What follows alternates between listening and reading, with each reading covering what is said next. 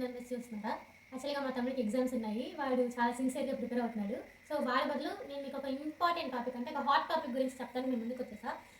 ఇప్పుడు మనకి US, Iran, Israel war జరుగుతుంది కదా! సో, ఈ వార్ సిట్యుయేషన్‌లో సాధారణంగా మనం అందరం ఇండియా మొత్తం ఫేస్ చేసే ప్రాబ్లమ్ ఏంటి? మన ఇళ్లల్లో బాగా ఫేస్ చేసిన ప్రాబ్లమ్ గ్యాస్ అనమాట. మనకి గ్యాస్ కొరత వచ్చేసిందనమాట. ఫర్ ఎగ్జాంపుల్ మీరు టీవీలో, న్యూస్‌లో, యూట్యూబ్‌లో చాలా చోట్ల చూస్తూనే ఉంటారు. హైదరాబాద్‌లో at the same time Chennai ఇట్లా పెద్ద పెద్ద సిటీస్‌లో పీజీ హాస్టల్స్‌లో వాళ్ళకి గ్యాస్ దొరక్క వాళ్ళు బయట వండుకోవడం, అలాగే పెట్రోల్ ధరలు అనేది చాలా ఎక్కువ పెరిగిపోవడం. వీటన్నిటికి కారణాలేంటో మీకు తెలుసా? మీకు అర్థమయ్యేలా నేను మీకు ఎక్స్‌ప్లెయిన్ చేస్తా. సో, ప్లీజ్ మీరు ఈ వీడియోని స్కిప్ చేయకుండా కొంచెం ఓపిక తెచ్చుకొని వినండి.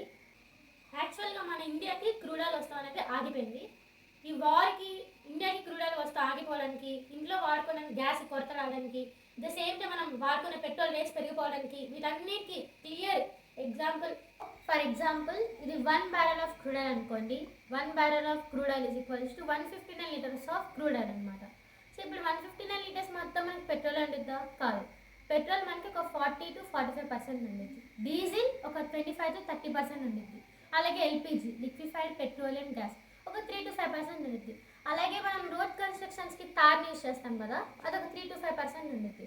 At the same time petrochemicals ఒక 8-10% ఉంటాయి. అలాగే మనం ఏవియేషన్లో అలాగే ఫ్లైట్స్లో జెట్ ఫ్యూయల్ వాడతాం కదా, అదొక 10% ఉండేది. ఇంతటికి కారణం యుఎస్, ఇరాన్, ఇజ్రాయెల్ వార్ అనమాట. సో ఈ వార్ కారణంగా వాళ్ళు స్టేట్ ఆఫ్ హార్మోజ్ అనే ఒక రూట్ నుంచి అరౌండ్ వరల్డ్ వైడ్ మొత్తం మనకి క్రూడ్ ఆయిల్ అనేది పాస్ అవుతుంది. వాళ్ళు ఏం చేశారంటే ఈ రూట్ని బ్లాక్ చేసేసారు. సో ఆ బ్లాక్ చేయడం వల్ల మనకి క్రూడ్ ఆయిల్ అనేది షార్టేజ్ వస్తుంది. దానివల్ల ఇందాక నేను మీకు చెప్పినవి ఏవైతే ఉన్నాయో అవన్నీ ఎఫెక్ట్ అవుతాయి. సో మనం ఇంట్లో వాడుకునే గ్యాస్ కూడా మనకు ప్రాబ్లం వచ్చింది అనమాట. నార్మల్గా మనం క్రూడ్ ఆయిల్ నుంచి ఎల్పిజిని ఒక 3-5% ఎక్స్ట్రాక్ట్ చేసుకోవచ్చు, అలాగే మనం ఇంపోర్ట్ చేసుకుంటాం ఆ రూట్ నుంచే. కాకపోతే న్యాచురల్ గ్యాస్ ద్వారా మనం 50-55% ఆ రూట్ నుంచి మనం ఇంపోర్ట్ చేసుకుంటున్నాం. సో వాళ్ళు దాన్ని బ్లాక్ చేయడం వల్ల ఇదంతా జరగట్లేదు. సో మనకి ప్రాబ్లమ్స్ అన్నీ వస్తున్నాయి. సో ఈ వార్ ఆగేంత వరకు ఈ సర్కమ్స్టాన్సెస్ అన్ని ఇలాగే కంటిన్యూ అవుతామంటే ఐ హోప్ మీకు ఇప్పుడు ఈ గ్యాస్ గురించి కానీ పెట్రోల్ గురించి కానీ మీకు ఒక క్లియర్ అంటే మీకు క్లారిఫికేషన్ వచ్చిందని చెప్పి అనుకుంటున్నా. ఈ ఇన్ఫర్మేషన్ కనుక మీకు యూస్ఫుల్గా అనిపిస్తే please do like, share and subscribe. Thank you.